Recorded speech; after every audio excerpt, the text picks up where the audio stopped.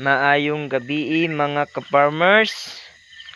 Nagabihan jud ta karon og selektor ani ato ang binangay kay unsaon manggod mga ka-farmers nga ganinang buntag nagbiyahe pa manggod ko og mais, naghakot ko og mais kung gihatod dito sa ubos gikarga na ko sa motor ug hapon na ta nakauli mga ka-farmers.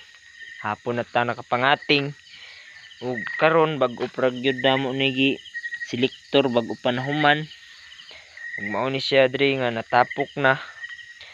Nagpasingulan lang gani mig cutting ug hakot sa ko ang kuya mga ka-farmers para lang nga maplastar ni siya diri sa balay diri sa amo ang payag kay ugma ako na puning isayo og bahada mga ka-farmers kay ugma na manggod ang kuan ani mga ka-farmers kaning loading niya ba.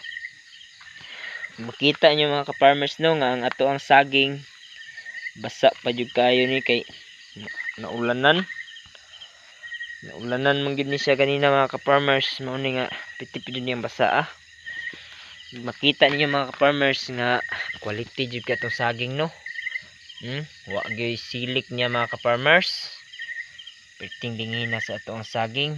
Gumikan na mga ka-farmers kay ang atong saging inatiman kaayo gani makita niyo mga ka-farmers nga gapinan jud natong sako kay ug di na to ni sa hapinan mga ka-farmers, butar na to dito sa yuta. Dra sa yuta magasgas man guna siya, mabunog. May posibilidad na mga ka-farmers nga imbis nga ang imong saging good unta na sa buyer, masi na hinuuna nya og masi imong saging mga ka-farmers. Halimbawa ang good nga price tag 22, mahimo na lang nagkatunga tag 11 na ang price niya mga ka-farmers kasi naman na may bunog. Mao ni nga kining binangay mga ka-farmers, ang tinuod ani ang pinganan jud kay ni siya. Pati pag selektor nimo ani siya, imo jud ni patindugon. Kanang kita ka ng pungol mga ka-farmers, imo gyud na siyang patindog. Tuyo na siya tag-as iyang pungol para nga naiugbok nimo sa yuta, para nga inig selektor nimo sipitan nimo sa paa haron nga dili gid siya mabunog.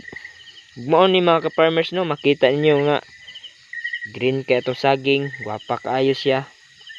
Gumikan kay natiman jud kani siya mga ka-farmers, giputos, gifloweringan nya sakto po nig abono atong binangay mga ka-farmers. Usahay kaduha ko maabono ani sa dumaga og kanang pag dayon putos, usahay katulo. Magdepende ra na sa inyo mga ka-farmers kung kapila ninyo abonuhan, magdepende po na sa yuta inyong binangay. Kini mga ka-farmers, doon na lang ko i-share sa inyo ha. Kini ako ang teknik aning akong binangay nga makita ninyo nga tagko kayo, gwapa kay siya. Kay kini mga ka-farmers, kaya gud ni mga 6 kilos or 5 kaning isa ka sipi. Kanang uban mga 4 kilos, ang uban 3. Kana mga ka-farmers, ang teknik nako ani nga binangay kay kini akong binangay mga ka-farmers. Followers naman jud ni, dili naman ni ingon nga katong bag-o bitaw gitanom. Followers na ni. Dugay na siya, mga kaya na ni 3 years ni nga binangay, pero makita nyo mga ka-farmers, busok pagyapon kayo. Gumikan sa pag-atiman nga sakto gid sa atiman ba. Akong i-share sa inyo ha, nga kining binangaya mga ka-farmers, ang teknik nako ani para mubusok kayo ang saging. Ginahagbungan jud ako na siya sipi mga ka-farmers, di jud ko magluoy-luoy og hagbong. Kailangan jud na nimong buhaton pud mga ka-farmers kay kung di nimo hagbungan og sipi, di pud siya mubusok maayo. Kung ang teknik nako ani mga ka-farmers, halimbawa nay unom ka sipi, ihagbong jud ako ng 3. Ug halimbawa nay 10 ka sipi, ihagbong nako ng 4.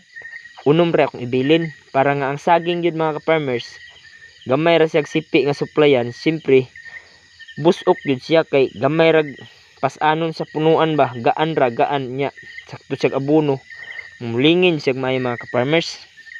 Mo na ako ang i-share sa inyo ha, nga ako apo nang na experience ug kadto lang siguro. Daghang salamat sa inyong pagtan-aw. Unta kadtong mga ka-farmers nga pareha na ko mag-uma nga wa pa makabalo og unsaon la pag-atiman lang binangay. Unta makuha po nila ni ako ang teknik, ako ang diskarte nga ma-apply po nila sa ilang saging para nga ang ilang pong saging mga ka-farmers mugwapa pod nya dagko magud. Mo na akong gusto mga ka-farmers nga sila pod doon na po sila makatunan diri sa ako ug kadto lang no. Daghang salamat kung makauyon mo ani ako ang video nga ako ang gipakita sa inyo.